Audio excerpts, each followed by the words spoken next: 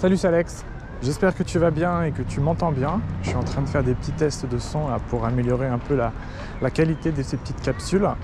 Aujourd'hui, je t'amène avec moi dans une petite balade à Paris cette fois. On change un petit peu d'endroit, un petit parc à Paris, pas très loin de la Tour Eiffel. Je te laisse deviner l'endroit si jamais tu connais un petit peu Paris. Dis-moi dans les commentaires.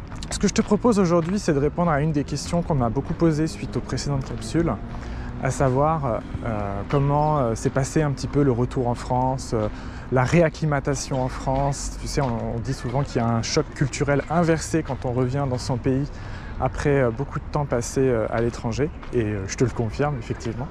Donc ce que je te propose, c'est de faire un petit bilan dès 2 ans, parce que ça va faire bientôt 2 ans que je suis rentré. J'avais déjà fait un article là-dessus, je ne sais pas si tu suis un petit peu mes messages quotidiens que je t'envoie régulièrement. Tu sais, j'ai fait pas mal d'articles là-dessus, et notamment un où je détaille vraiment les points que j'ai apprécié retrouver et les points évidemment que j'ai pas apprécié du tout, enfin qui m'ont posé problème. Ce que je te propose aujourd'hui, c'est plutôt que de reprendre cet article point par point, je vais plutôt te donner un point en particulier que j'ai vraiment apprécié. Maintenant avec le recul, tu vois, ça va faire 2 ans. Donc un point que j'ai vraiment apprécié, et je vais te détailler aussi un point qui m'a un petit peu gêné, je vais pas te mentir, et pareil que j'avais pas détaillé dans l'article. Donc c'est parti. Donc le point que j'ai le plus apprécié retrouver en France, c'est, comme tu t'en doutes, la nature, puisque tu as vu dans les petites capsules qu'on fait ensemble, je t'amène toujours dans des parcs, dans des forêts, dans des bois. C'est pas pour rien en fait, parce que moi j'adore la nature, j'aime beaucoup aller me promener là-bas. Et c'est vrai qu'en Chine, j'avais beaucoup de mal avec ça, parce que même si en Chine, évidemment, tu as de la nature aussi, tu as des parcs et compagnie, mais c'est pas du tout la même ambiance qu'en France. Je sais pas comment expliquer, mais en Chine, les parcs, ça sonne faux en fait. Tout est fake, tout est synthétique, tout est artificiel en fait. Tu te sens pas du tout comme dans la nature en France, où tu vois dans le bois de Vincennes où je t'amène souvent. Dans le bois de Vincennes, on se sent vraiment dans la nature. On peut prendre des petits sentiers, on peut prendre des petits chemins hors des sentiers battus. On peut vraiment se promener et découvrir un nouveau coin chaque jour. Alors qu'en Chine, c'est pas vraiment le cas. Tu vois, l'ambiance qu'on a dans les petits parcs français, avec les gens sur les tables, les gens sur l'herbe, les gens qui se promènent, les gens qui flânent, tout ça on n'a pas en Chine. En Chine, les parcs, je t'amènerai quand on y sera. Tu verras notamment à Nankin, je connais tous les parcs puisque j'y suis allé partout. Mais c'est pas du tout la même ambiance. On retrouve parfois des réserves un peu naturelles. Tu vois, par exemple à Taïwan, il y a ce qu'on appelle les grands parcs naturels tout au centre de l'île. Ceux-là, je les ai faits. Effectivement, ils sont très beaux, mais pareil, c'est très balisé. Tu ne peux pas te promener où tu veux. Il n'y a pas vraiment de sentier un petit peu naturel ou un peu sauvage. Il faut vraiment suivre le chemin des touristes. Tu es avec le monde, avec les touristes et tout. Donc, c'est pas du tout la même ambiance. Et c'est pour ça que ça m'avait beaucoup manqué quand je suis revenu en France. Et là, j'ai eu la confirmation encore cette année, c'est que quand tu peux te balader dans la nature comme ça tous les jours, c'est vraiment agréable, en particulier pour les enfants, parce que les enfants apprennent beaucoup dans la nature.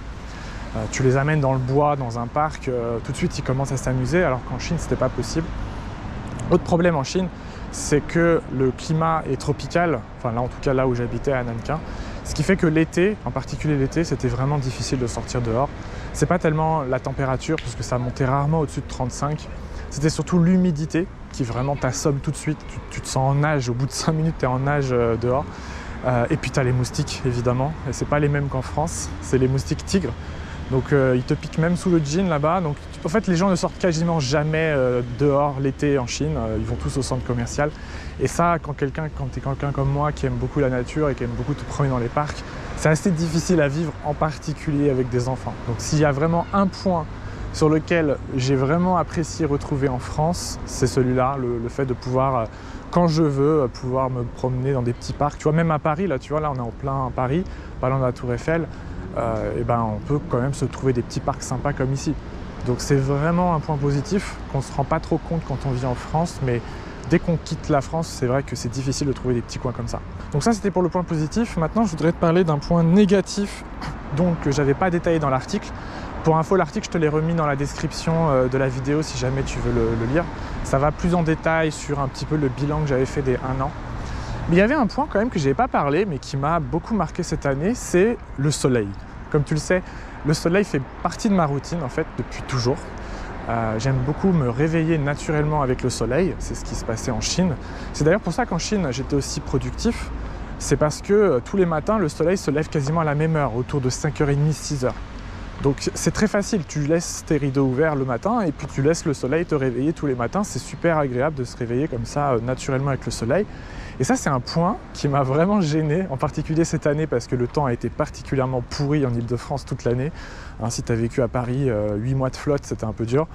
Mais c'était pas tellement la pluie qui me gêne, tu vois, parce que même quand il pleut, moi j'aime bien sortir dehors quand même. C'est surtout que le fait que le soleil, l'hiver en France, se lève très tard. Il se lève aux alentours de 8h30, parfois à 9h, il fait toujours pas jour. Franchement, c'est dur de se lever le matin naturellement sans soleil. Et ça, c'est quelque chose qui m'a pas mal gêné. Au début, je me disais, ouais, c'est pas grave, je me lèverai quand même d'habitude. Eh ben non, franchement, c'était plus difficile de se lever quand il n'y a pas de soleil que quand il y a du soleil. Bon, là, c'est l'été, ça va très bien, ça marche très bien. Mais je t'assure qu'en hiver, j'ai un peu galéré. Et ça, c'est quelque chose que j'avais jamais ressenti en Chine, parce qu'en Chine, le soleil se lève toujours à la même heure. Il n'y a pas cette histoire d'heure d'hiver, d'heure d'été, c'est tous les jours 5h30, 6h à peu près. Par contre, en contrepartie, il se couche très tôt aussi, vers 18h, 18h30, il fait nuit. Mais c'est stable et c'est vraiment fixe, donc tous les matins tu peux vraiment te réveiller comme ça naturellement. Et moi, ça fait partie de ma routine de me lever avec le soleil. Donc en France, j'étais un peu déréglé, je t'avoue, et même cette année-là encore, c'est quelque chose que j'ai beaucoup ressenti. Voilà, donc n'hésite pas toi à me dire dans les commentaires si tu as d'autres questions comme ça sur lesquelles tu aimerais que je revienne. Il y a un point aussi qu'on m'a beaucoup demandé, je ferai peut-être une capsule audio à ce sujet, c'est par rapport à mon épouse, comment ça s'est passé pour elle, la réintégration, parce que c'est vrai que quand on arrive de Chine en France, il y a un petit choc culturel quand même aussi dans ce sens-là. Donc si tu veux que je revienne notamment sur tout le parcours d'intégration, tu sais qu'en France, pour les étrangers, il y a tout un parcours. Tu as un test de niveau en français, puis après tu as des cours à faire, puis après tu as un petit cours d'éducation civique, enfin tu as plein de trucs comme ça un peu relous à faire. Si tu veux, je te détaillerai ça dans une prochaine capsule. Mais bon, ça s'est plutôt bien passé pour elle, de manière générale, voilà. Donc, mais bon, dis-moi dans les commentaires si ça t'intéresse, et puis je te ferai un petit audio là-dessus. Sur ce, je te laisse, et je te dis à bientôt pour une prochaine capsule audio. Ciao!